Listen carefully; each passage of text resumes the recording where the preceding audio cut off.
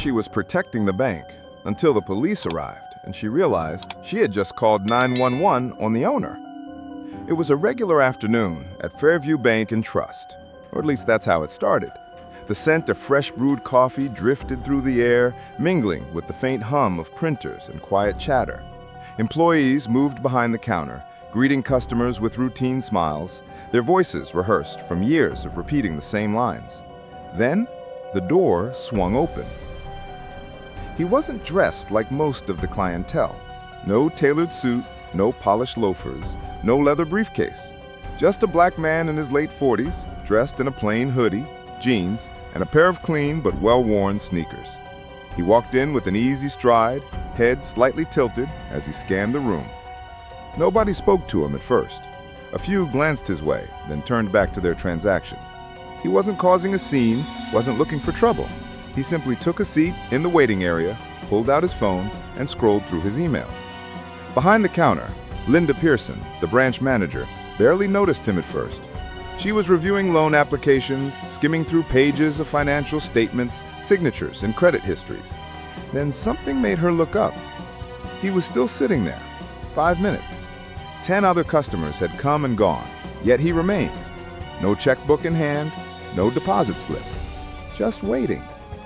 Linda frowned, her fingers tightening around the pen in her hand. Something about the way he sat, so comfortable, so at ease, made her uneasy. She turned to Greg, a young teller beside her. "Do you know him?" Greg glanced at the man, then shook his head. "No idea. Maybe he's waiting for someone." Linda's eyes stayed locked on the stranger.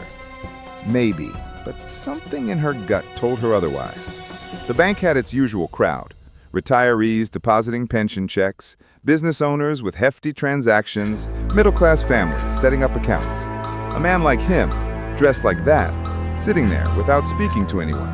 It wasn't something she saw often in this part of town. She watched as he leaned back, tapped on his phone, then checked his watch. The movement was casual, but to Linda, it felt calculated. Her pulse quickened. She had worked in banking for over 20 years. She knew the signs. She turned back to Greg. "Keep an eye on him. If he doesn't move in the next 5 minutes, let me know." Greg hesitated. "You think he's—" "I don't know yet." Linda tried to focus on her paperwork, but her eyes kept drifting toward him. 3 more minutes passed. That was it. She reached for her phone. "Yeah, this is Linda Pearson at Fairview Bank. We have a suspicious individual sitting in our lobby. He's been here for over 15 minutes without approaching the counter. Could you send someone to check it out?" The operator asked for details. Linda gave a brief description, lowering her voice as she spoke. Across the lobby, the man glanced up, his eyes flickering toward her for the briefest moment. Then he went back to his phone. Linda exhaled, heart pounding in her chest. She had done the right thing. She was sure of it. But the next few minutes would prove otherwise. The air inside the bank felt different now. The usual rhythm of transactions and casual conversations carried on, but beneath it, there was something heavier. Linda kept her eyes on the man while pretending to focus on her paperwork. He was still there, not anxious, not restless, just waiting. She stole a glance at the glass entrance doors. No police yet. Greg cleared his throat beside her. "You sure this is necessary?" Linda stiffened. "He's been sitting there for almost 20 minutes. Greg shifted uncomfortably, but said nothing. Across the lobby, an older white couple stepped inside. The woman took one look at the man in the hoodie and clutched her purse a little tighter. Linda caught it. It wasn't just her. Others felt it too. A few more minutes passed. Then, flashing blue and red lights, 2 uniformed officers pushed through the doors, scanning the room. Their presence sent a ripple through the bank. Conversations quieted. A man at the ATM stole a quick glance, then looked away. Linda waved them over. The officers, a tall, broad-shouldered white man in his late 40s, and a younger black officer who looked barely out of the academy, approached her counter. "You called about a suspicious person?" the older officer asked. Linda nodded and subtly gestured toward the waiting area. "He's been here for a while, hasn't approached the counter, just sitting there on his phone. I don't know what he's waiting for." The younger officer frowned slightly. "That's it?" Linda hesitated, but held firm.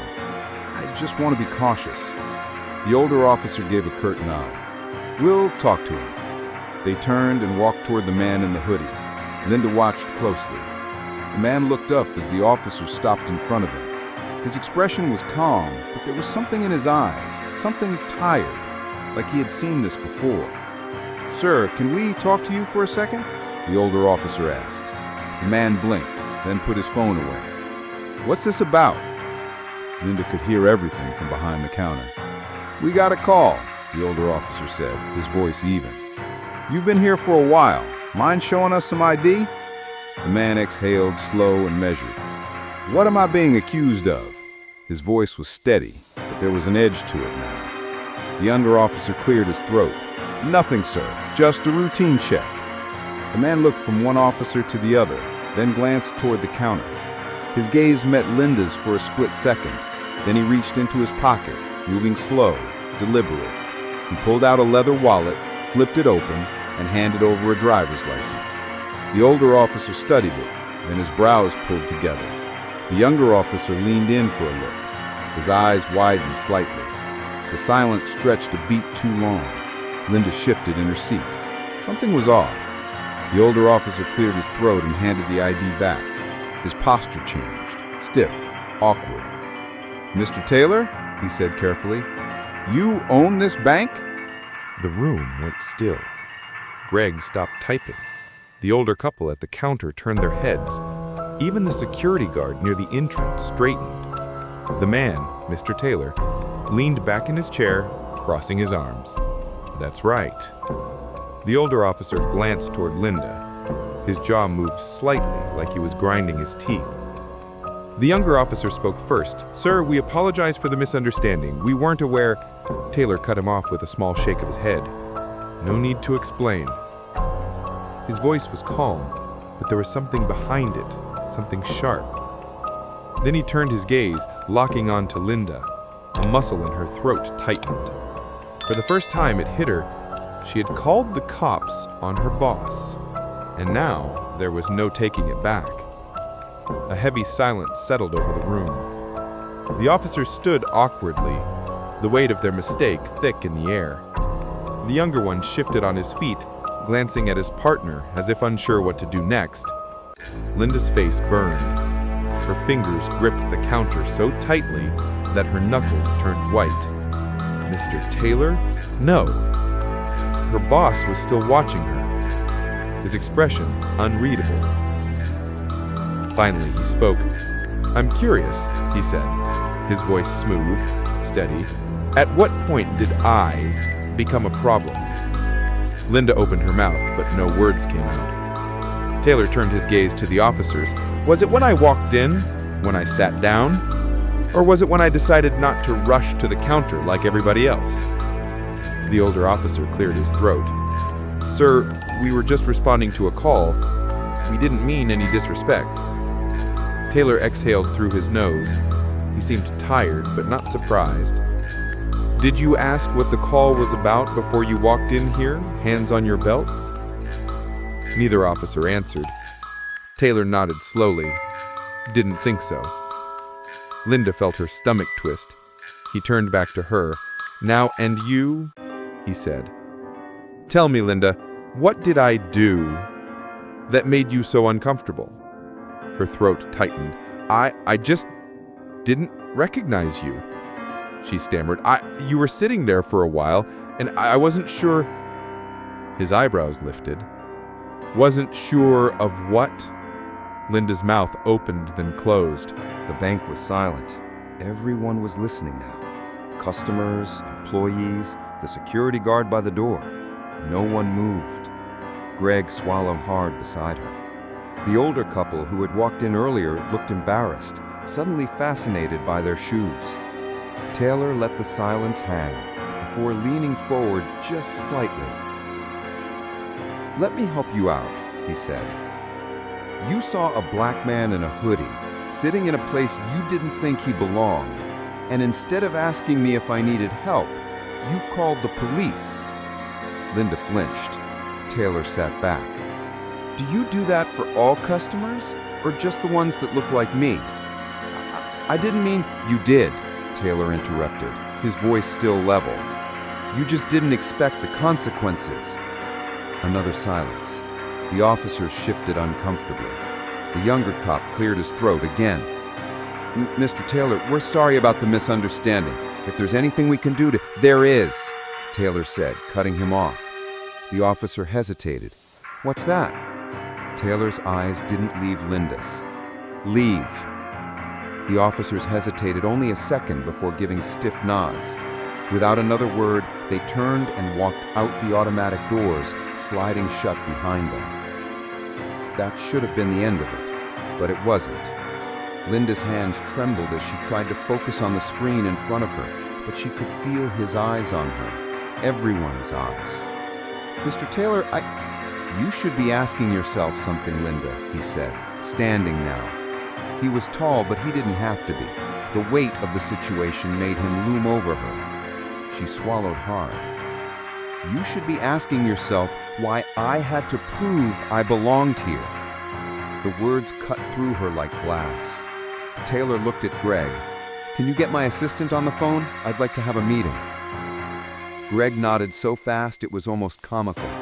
"Yes, sir." Taylor didn't say another word to Linda. He simply turned and walked toward the back offices, his offices, leaving her standing there exposed for what she had done. And for the first time, Linda had to sit with the weight of a question she never wanted to ask herself. After that, I went back to my friend's house, exhausted and confused. I couldn't sleep that night because the image of that poor old man haunted me. The next morning, I decided to go back to the shop and ask the owner if he knew anything. But when I arrived, the shop was closed. A small sign on the door said, "Closed permanently." I asked a nearby vendor, and he said, "The owner left yesterday, said he's done with the business." I was shocked. I never even got to know the old man's name or story. It felt like a dream. Something unreal, but unforgettable. Days passed, but the image of him stayed in my mind. Maybe he was a man who lost everything. Maybe life had broken him to the point where he didn't even care about the world anymore. But I realized something. Sometimes we see people for just a few minutes, and they end up staying in our hearts forever. That old man, with his silent eyes, taught me one thing: empathy. Because behind every stranger's eyes, there's a story we'll never know.